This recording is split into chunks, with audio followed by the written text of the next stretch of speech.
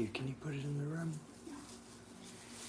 So tonight I'm going to read the manifesto for the Revolutionary Communists of America, which is like a modern take on the Communist Manifesto, but updated to include our current situations. So I'm here with Pikachu the cat, Bulbasaur the cat, and my partner's at home here with us. And I'll jump right into where we left off before. This is part 3. And I don't have a fancy setup here, just so you guys know. My situation is I have a phone on a little stand that is also a wireless charger, and I have a switch. So after I'm done reading this tonight, I'm going to do meditation, yoga, and martial arts, and I will set the phone down to stream and charge, and I will put Revolutionary Communists of America podcasts or readings of ideology books on the switch. Tomorrow we're probably going to get into continuing with State and Revolution by Vladimir Lenin. But here we will begin. Manifesto of the Revolutionary Communist International. The following manifesto is of utmost importance to the world communist movement. We call on all of our readers to study it thoroughly and give it the widest possible circulation. It was approved unanimously by the founding conference of the Revolutionary Communist International in June 2024, and it constitutes its founding document. The Revolutionary Communist International strives to become the banner under which the awakening generation of revolutionary workers and youth can assemble to overthrow capitalism. Manifesto of the Communist International. In 1938, the great Russian revolutionary Leon Trotsky stated, "The historical crisis of mankind is reduced to the crisis of the revolutionary leadership." These words are as true and relevant today as the day they were written. In the third decade of the 21st century, the capitalist system finds itself in an existential crisis. Such situations are by no means unusual in history. They are the expression of the fact that a given socio-historical system has reached its limits and is no longer capable of playing any progressive role. The Marxist theory of historical materialism provides us with a scientific explanation for this phenomenon. Every socio-economic system arises for certain reasons. It develops, flourishes, then reaches its peak, at which point it enters into a phase of decline. This was the case with the slave society and the decline and fall of the Roman Empire. In its day, capitalism succeeded in developing industry, agriculture, science, and everything is turning into its opposite. The capitalist system long ago exhausted its historic potential. Unable to carry society further, it has now reached the point of no return. The present crisis is not a normal cyclical crisis of capitalism. It is an existential crisis, expressed not only in the stagnation of the productive forces, but also in a general crisis of culture, morality, politics, and religion. The yawning abyss that separates rich and poor, between obscene wealth in the hands of a few parasites and poverty, destitution, and despair for the great majority of the human race, has never been greater. These are revolting symptoms of the sickness of a society that is rotten, ripe for overthrow.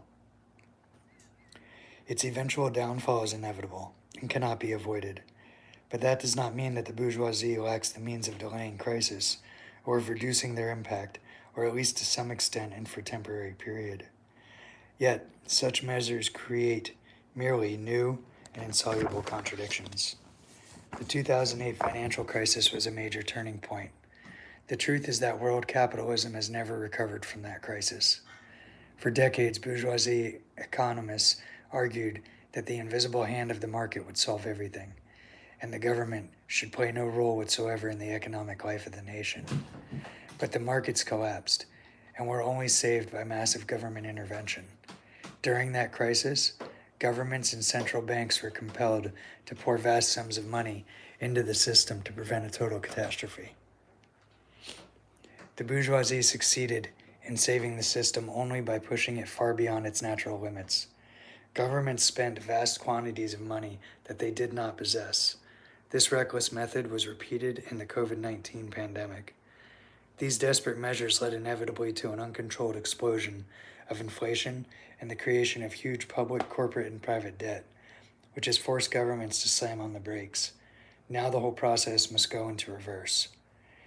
The age of exceptionally low rates of interest and easy credit is now merely a dim memory of the past. There is no possibility that we will return to the previous period anytime soon, if ever.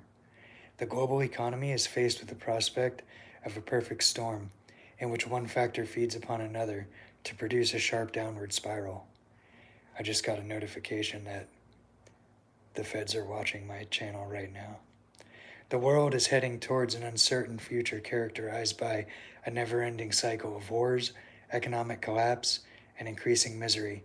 Even in the wealthiest nations, wages are undermined by the remorseless rise in prices, while deep cuts in public spending constantly erode social services such as healthcare and education. These measures represent a direct assault on the living standards of the workers and the middle class. They not only serve to deepen the crisis, but all attempts on the bourgeoisie to restore the economic equilibrium only serve to destroy the social and political equilibrium. The bourgeoisie finds itself trapped in a crisis for which it has no solution. That is the key to understanding the present situation. However, Lenin explained long ago that there is no such thing as a final crisis of capitalism. Unless it is overthrown, the capitalist system will always recover, even from the deepest crisis, albeit at a terrible cost for humanity.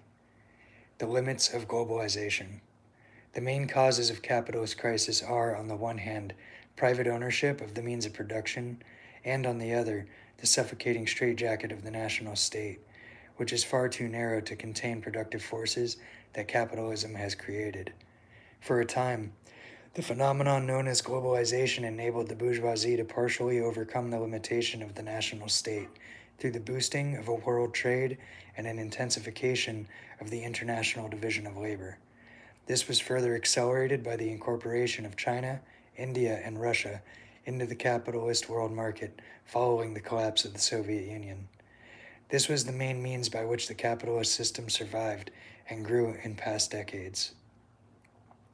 Just as the old alchemists believed they had discovered the secret method for transmuting base metal into gold, so the bourgeoisie economists believed that they had discovered the secret cure for all the problems of capitalism. Now these illusions have burst like soap bubbles in the air. It is quite clear that this process has reached its limits, and it is going in reverse. Economic nationalism and protectionist measures are now the dominant tendencies, precisely the same trends that turned toward the recession in the 1930s into the Great Depression. This marks a decisive change in the whole situation. It has inevitably led to an enormous exacerbation of the contradictions between nations and the proliferation of military conflict and protectionism. It is very clearly expressed by the noisy campaign being waged by U.S. imperialism under the banner of America First. America First means that the rest of the world must be pushed into second, third, or fourth position, leading to further contradictions, wars, and trade wars. Horror without end. The crisis finds its expression in instability in every sphere: economic, financial, social, political, diplomatic, and military.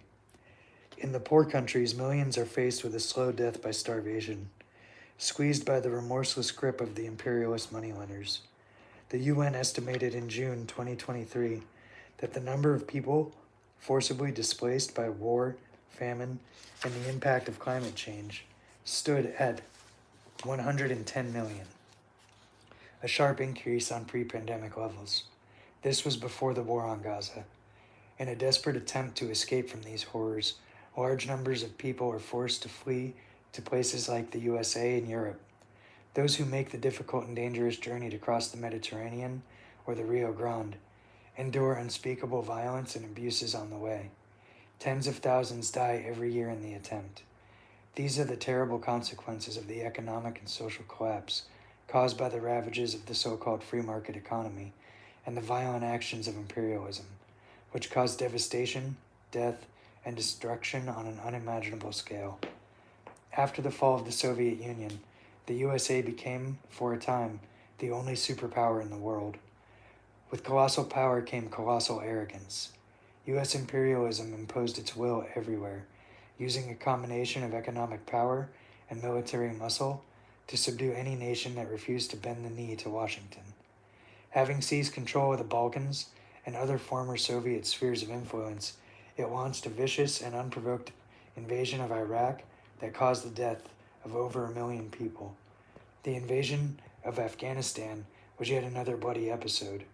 Nobody knows how many lives lost in that unhappy land. But the limits of U.S. power were exposed in Syria, where the Americans suffered a defeat as a result of the intervention by Russia and Iran.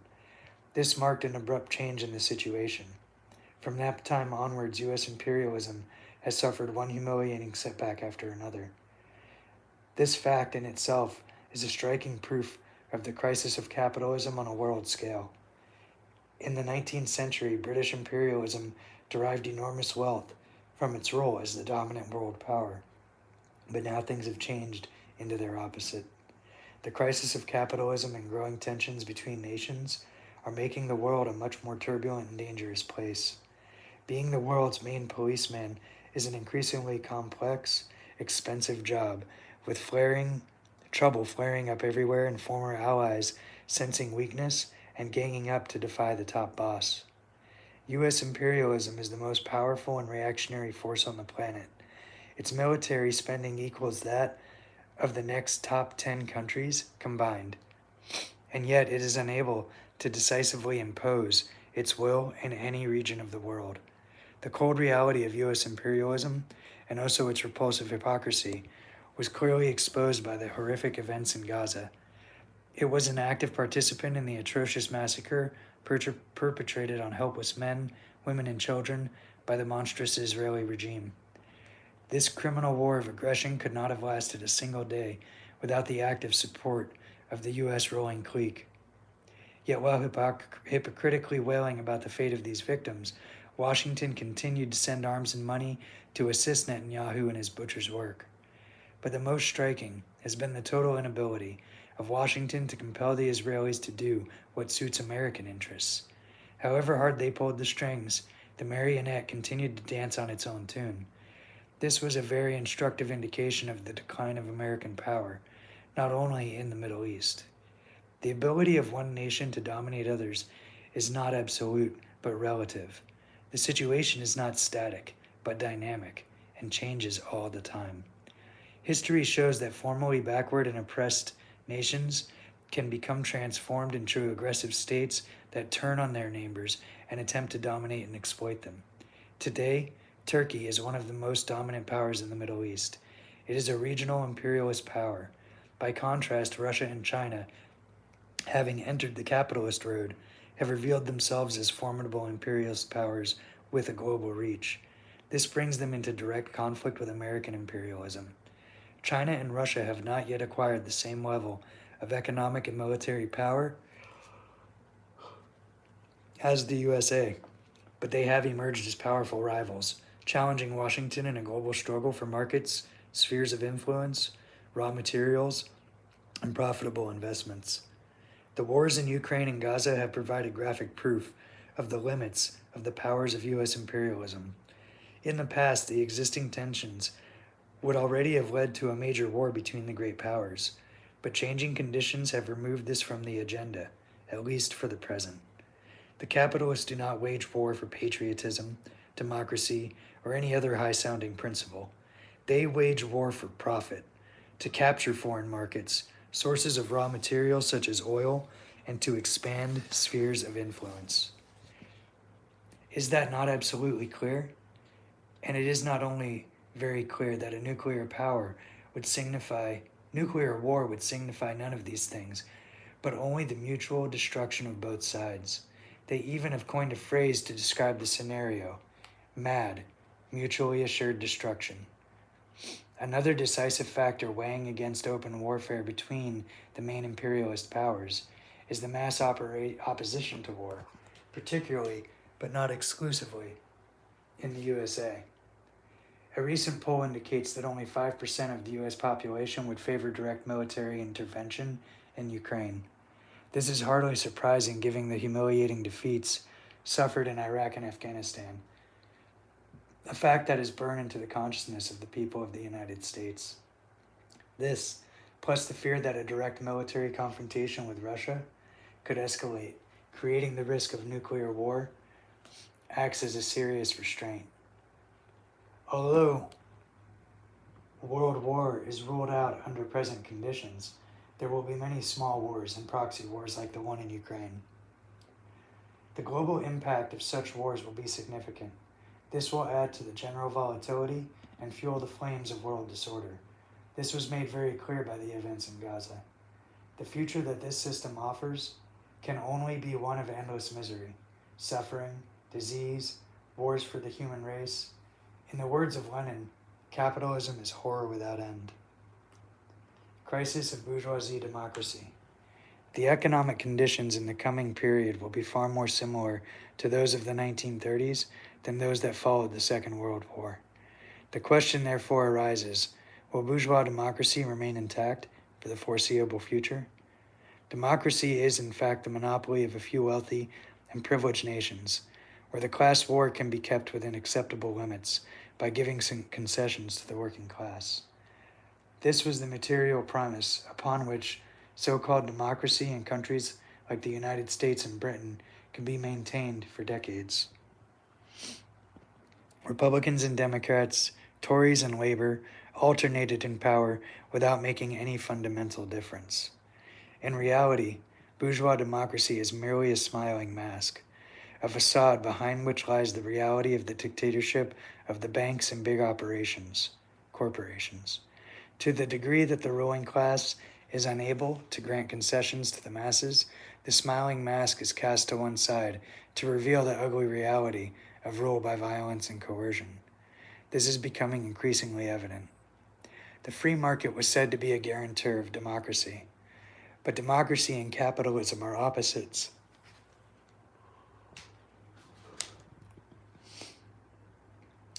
The strategists of capital are now openly expressing doubts about the viability of bourgeois democracy and the very future of capitalism itself. The old comforting myth that every citizen has equal opportunity has now been shattered by the stark contrast of obscene wealth and luxury being shamelessly flaunted before a mass of poverty, unemployment, homelessness, and despair, even in wealthy nations. The deepening economic decline now affects not only the working class, but also a significant layer of the middle class. Economic shocks and cost of living crisis, soaring inflation, and ever-rising interest rates spell bankruptcy for small businesses. There is general insecurity and fear for the future at all levels of society, with the exception of the super-rich and their hangers-on. The legitimacy of the system was supposed to be based on widely shared prosperity, but capital is increasingly concentrated in the hands of a few billionaires, giant banks, and corporations. Instead of democracy, we have the rule of a barely disguised plutocracy. Wealth buys power. Everybody knows this. Democracy means one citizen, one vote, but capitalism means $1, one vote.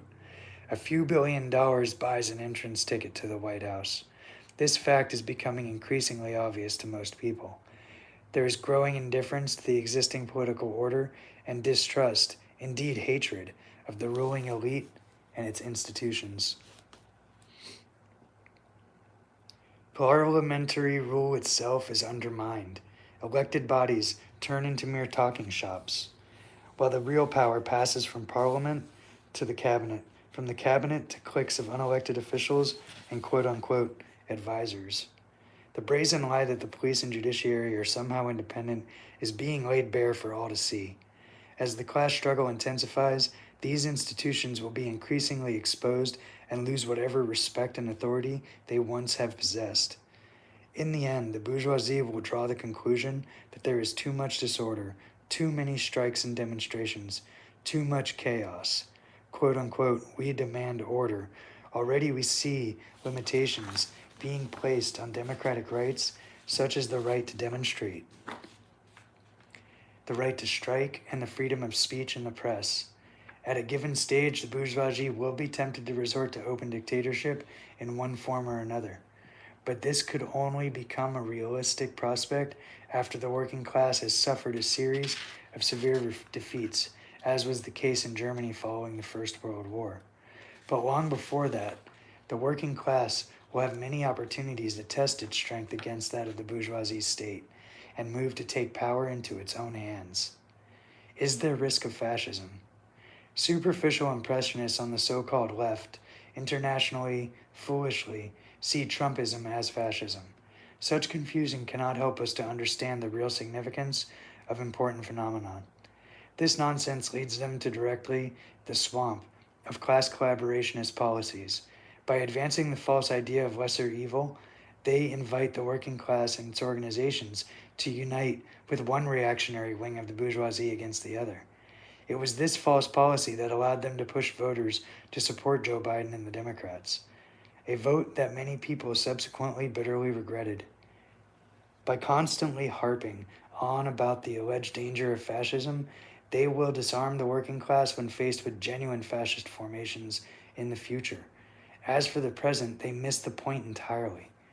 There are plenty of right-wing demagogues around, and some even get elected into power. However, this is not the same as a fascist regime, which is based on the mass mobilization of the enraged petty bourgeoisie as a battering ram to destroy the workers' organizations. In the 1930s, the contradictions in society were resolved in a relatively short space of time and could end only in either the victory of the proletarian revolution or reaction in the form of fascism or Bonapartism. But the ruling class burned its fingers badly when it threw its weight behind the fascists in the past. It will not go down that road easily. More importantly, today, such a rapid resolution is ruled out by the changed balance of forces. The social reserves of reaction are far weaker than in the 1930s, and the specific weight of the working class is far greater. The peasantry has largely disappeared in the advanced capitalist countries, while wide layers that formerly saw themselves as middle-class professional people, white-collar workers, teachers, university professors, civil servants, doctors, and nurses, have drawn closer to the proletariat and become unionized. The students who in the 1920s and 30s provided the shock troops for fascism have swung sharply to the left and are open to revolutionary ideas. The working class in most countries has not suffered serious defeats for decades. Its forces are largely intact. The bourgeoisie finds itself faced with the most serious crisis in history. But because of the enormous strengthening of the working class, it is unable to quickly move in the direction of open reaction. That means that the ruling class will face serious difficulties when they try to take back the gains of the past. The depth of the crisis means that they will have to try to cut out and cut to the bone. But that will provoke explosions in one country after another. The environmental disaster. In addition to the constant wars and economic crises, humanity is threatened by the rape of the planet. In its constant search for profit, the capitalist system has poisoned the air we breathe, the food we eat, and the water we drink. It is destroying the Amazon rainforest and the polar ice caps. The oceans are choked with plastic and polluted with chemical waste. Animal species are being rendered extinct at an alarming rate, and the future of entire nations is at risk. The poorest sections of society and the working class are the worst hit by the impact of pollution and climate change. On top of this, the ruling class is asking them to foot the bill for the crisis that capitalism has created. Marx explained that the choice before humanity was socialism or barbarism. The elements of barbarism already exist, even in the most advanced capitalist countries, and threaten every existence of civilization. But now, we are entitled to say that capitalism poses a threat to the very existence of the human race. All of these things stir the conscience of millions, especially young people, but moral indignation and angry demonstrations are totally insufficient. If the environmental movement confines itself to the politics of empty gestures, it will condemn itself to impotence. The environmentalists are capable of pointing to the most obvious symptoms of the problem, but they do not give a correct diagnosis, and without that, it is impossible to offer a cure. The environmental movement can only succeed in its objectives if it takes up a clear and unambiguous anti-capitalist revolutionary position. We must endeavor to reach the best elements and convince them that the problem itself is capitalism.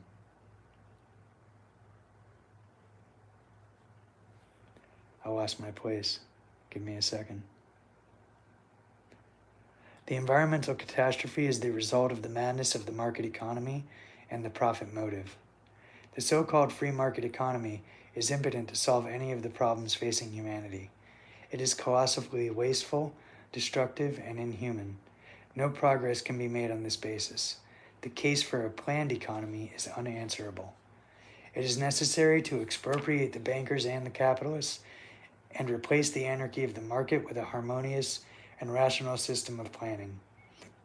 The capitalist system now displays all the horrible features of a creature that has lost all reason to exist. But that does not mean that it recognizes that it is facing extinction. Quite the contrary, in fact. This degenerate and diseased system resembles a sick and senile old man who clings tenaciously to life. It will continue to stagger on until it is overthrown by the conscious revolutionary movement of the working class. It is the task of the working class to put an end to this lengthy process of the death agony of capitalism through its revolutionary overthrow and the reconstruction of society from top to bottom. The existence of capitalism now represents a clear and present threat to the future of the planet Earth. In order that humanity may live, the capitalist system must die. Put it out of its misery. The subjective factor. From the general crisis of capitalism, it is possible to conclude that its eventual collapse is inevitable and cannot be avoided. In the same sense, the victory of socialism is an historical inevitability. That is true in a general sense, but from general propositions, it is impossible to have a concrete explanation of actual events. If the whole thing is completely inevitable, there is no need for a revolutionary party, for trade unions, strikes, demonstrations, the study of theory, or anything else. But all history proves precisely the opposite. The subjective factor, the leadership, plays an absolutely fundamental role at decisive moments in history.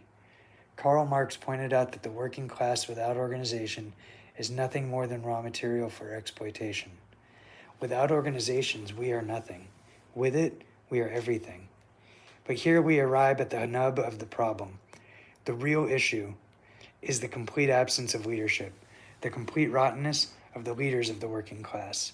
The historically evolved mass organizations of the working class have been subjected to the pressure of the ruling class and the petty bourgeoisie over the course of decades of relative prosperity. This strengthened the grip of the labor bureaucracy on these organizations. The crisis of capitalism necessarily means the crisis of reformism. The right-wing leaders have abandoned the ideas upon which the movement was founded and have become divorced from the class they are supposed to represent. More than at any other period in history, the leadership of the workers' organizations has come under the pressure of the bourgeoisie. To use an expression coined by American pioneer socialist Daniel de Leon, and often quoted by Lenin, they are merely the labor lieutenants of capital. They represent the past, not the present or the future. They will be swept aside in the stormy period that now opens up. But the problem does not start and end with the right-wing reformists, the bankruptcy of the left. A particularly pernicious role has been played by the so-called left, who have everywhere capitulated to the pressures of the right wing and the establishment. We saw this with Tsipras and the other leaders of Syriza in Greece. The same process can be seen with Podemos in Spain, in the USA with Bernie Sanders, and in Britain with Jeremy Corbyn. In all these cases, the left leaders initially aroused the hopes of many people, but these hopes were dashed when they capitulated to the pressures of the right wing. Hold on a second while I drink some water, an energy drink here. Please like, share, and subscribe, comment, let me know what you think. Leave a message for the cats.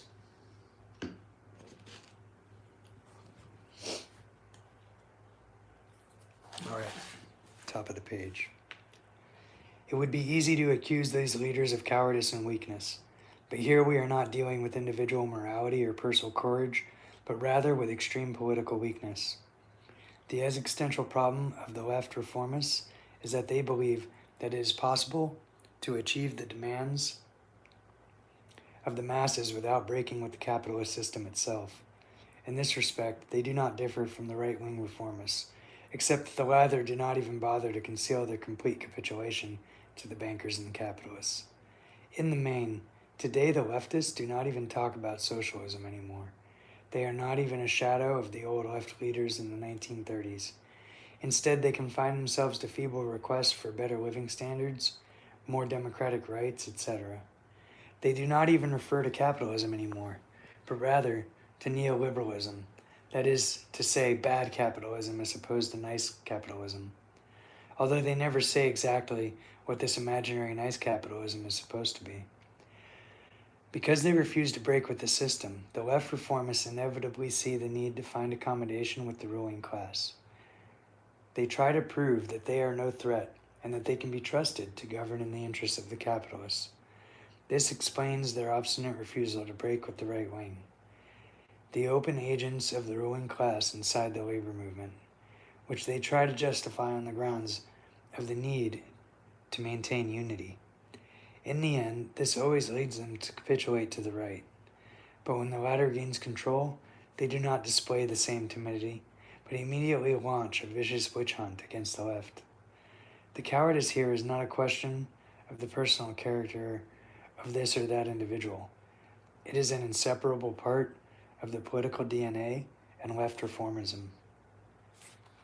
The struggle against oppression. The rise of capitalism has found its expression in many deep-seated currents of opposition to the existing society, its values, its morality, and its intolerable injustices and oppression. The central contradictions in society remains the antagonism between wage and labor. However, oppression takes many forms. Many of them are considerably older and more deep-rooted than wage slavery. Among the most universal and painful forms of oppression is that of women in a male-dominated world. The crisis is increasing the economic dependence of women. Cuts in social state expenditure are disproportionately burdening women with the weight of childcare and care for the elderly. There is an epidemic of violence against women across the world, and rights such as access to abortion are under attack. This is provoking a huge backlash, and a militant mood is growing, especially among young women.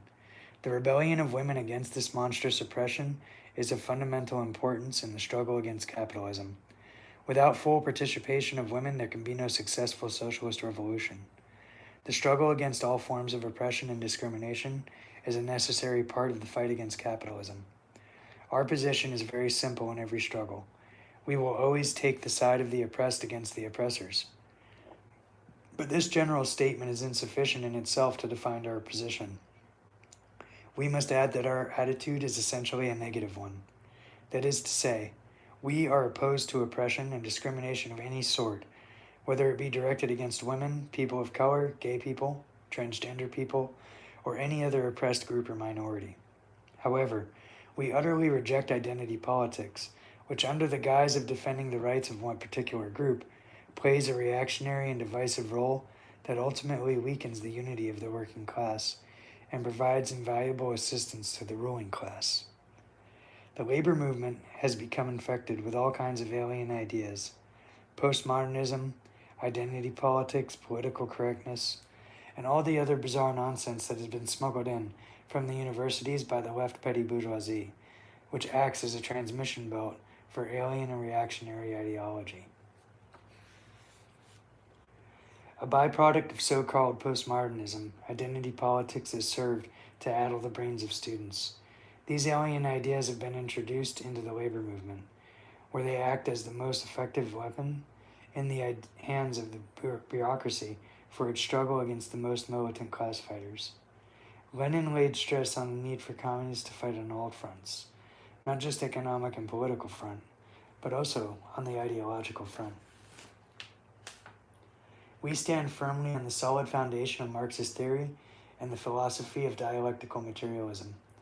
This stands in complete contradiction with the philosophical idealism in all its forms, whether the open, undisguised mysticism of religion or the cynical, disguised, and no less poisonous mysticism of postmodernism. The struggle against this alien class ideology and its petty bourgeois advocates therefore constitutes a very important task. No concessions must be made to divisive and counter-revolutionary ideas, which play into the hands of the bosses and their age-old tactic, divide and rule. In fact, a healthy reaction against these pernicious ideas has already begun among a layer of youth moving towards communism. Communists stand firmly on the ground of class politics and defend the unity of the working class above all divisions of color, gender, language, or religion. We do not care if you are black or white, male or female, nor are we remotely interested in your lifestyle or who your partner is or is not.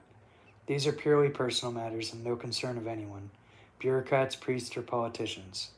The only requirement for joining us is that you are prepared and willing to fight for the only cause that can offer genuine freedom, equality, and genuinely human relations between men and women, the sacred cause of the fight to emancipate the working class. But the prior condition for joining the communists is that you leave all reactionary nonsense of identity politics outside the door. The trade unions. The present period is the most stormy and convulsive in history. The stage is set for a general revival of the class struggle, but it will not be easy. The working class is beginning to awaken after a more or less dormant period. It will have to relearn many lessons, even such elementary lessons as the need to organize in trade unions. But the leadership of the mass organizations, beginning with the unions, are everywhere in a lamentable state. They have revealed themselves to be completely inadequate to meet the most pressing needs of the working class. They have not even been able to build and strengthen the unions themselves. As a result, the whole layers of the new generation of young workers engaged in precarious jobs, such as delivery drivers and call center workers and the like, find themselves as little more than raw material for exploitation. Working in appalling conditions in modern sweatshops like Amazon warehouses, they are subjected to brutal exploitation, long hours, and bad pay. The days when workers could get serious wages increases by merely threatening strike action are long gone. The bosses will say they cannot afford even to maintain the present level of wages, let alone give concessions. Those who still dream of class peace and consensus are living in the past, in a phase of capitalism that has ceased to exist. It is the union leaders, not the Marxists, who are utopians. A panorama opens up of great battles, but also of defeats, of the proletariat as a result of bad leadership. What is required is a full-blooded militancy and a revival of the class struggle. The process of radicalization will continue and deepen. This will open up big possibilities for the work of communists in the trade unions and workplaces. The way forward demands a serious struggle against reformism, a struggle to regenerate the mass organizations of the working class, beginning with the unions. They must be transformed into fighting organizations of the working class. But this can only be achieved by implacable strength against the reformist bureaucracy. The unions must be purged from top to bottom and the policies of class collaborationism completely eliminated. Militancy is not enough. The struggle against reformism does not mean that we are opposed to reforms. We do not criticize the union laborers because they fight for reforms but on the contrary, because they do not fight at all. They seek accommodation with the bosses, avoid taking militant action, and when they are forced into it by the pressure of the rank and file, they do everything in their power to limit the strike action and reach a rotten compromise in order to end the movement as soon as possible. Communists will fight for even the smallest reforms that represent an improvement to the workers' living standards and rights. But under present conditions, the struggle for meaningful reforms can only succeed to the degree that it acquires the wildest and most revolutionary scope. The limitations of formal bourgeoisie democracy will be exposed to the extent that it is tested in patience. We will fight to defend any meaningful democratic demands in order to bring about the most favorable conditions for the fullest development of the class struggle. The working class can only learn through its own experience. Without the day-to-day fight for advances under capitalism, the socialist revolution would be unthinkable. But in the last analysis, trade union militancy is not enough. Under conditions of capitalist crisis, even the gains the working class makes cannot be long-lasting. What the bosses concede with the right hand, they will take back with the left. Wage increases are canceled out by inflation or tax increases. Factories are closed and unemployment increases.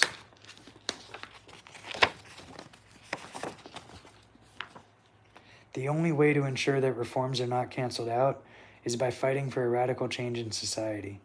At a certain point, defensive struggles can be transformed into offensive ones. It is precisely through the experience of small struggles for partial demands that the ground is prepared for the final battle for power. The need for the party. The working class is the only genuine revolutionary class in society. It alone has no reason to desire the continuation of a system based on private ownership of the means of production and the exploitation of human labor power to satisfy the rapacious greed of a few wealthy parasites. It is the duty of the communists to make conscious the unconscious or semi-conscious striving of the working class, to change society. Only the working class has the necessary power to overthrow the dictatorship of the bankers and the capitalists. Let us never forget that not a light bulb shines, not a wheel turns, not a telephone rings without the kind permission of the working class. That is colossal power, and yet it is a power in potential only. In order for that potential power to become a reality, something else is necessary. That something is organization. There is a precise analogy with the power of nature. Steam is just such a power. It provided the motor force for the Industrial Revolution. It is the power that drives engines, provides light, heating, and energy to bring life to the movement and great cities. But steam only becomes power when it is concentrated in a mechanism called a piston box. Without such a mechanism, it is merely dissipated uselessly into the atmosphere. It remains a mere potential and nothing more. Even at the most elementary level, every class-conscious worker understands the need for trade union organization. But the highest expression of proletarian organization is the Revolutionary Party that unites the most conscious, dedicated, and combative layer of the class in the struggle to overthrow capitalism. The creation of such a party is the most urgent task facing us. So I'm going to take a quick break here to take a sip from my energy drink. And I might go ahead and take a break from the reading and come back to it later. And I'm going to come back in a few minutes and do the live stream of the meditation, yoga, and martial arts. You're welcome to join me and think about what you just heard. And please consider liking, sharing, and subscribing. I'm trying to support these two cats here. And I was recently laid off because I supported some coworkers who were walking out on strike in protest against the conditions of the restaurant I was working at, which was Talkin' Tacos here in Tallahassee, Florida, where the air conditioning has never worked since opening day a few months ago in the summer. And then the hood vent stopped working, so I'm working on the flat top as a line cook, and the heat's not going anywhere. One cook didn't show up at all, and the ladies working in the front of house couldn't take the heat, and they said they were going to walk out, so I told them I'll walk out with you, and I was fired right after that. So, please consider liking, sharing, subscribing, And I'm going to post a video about my GoFundMe in a minute here. Have a good one. I'll see you in a little bit. We'll be right back.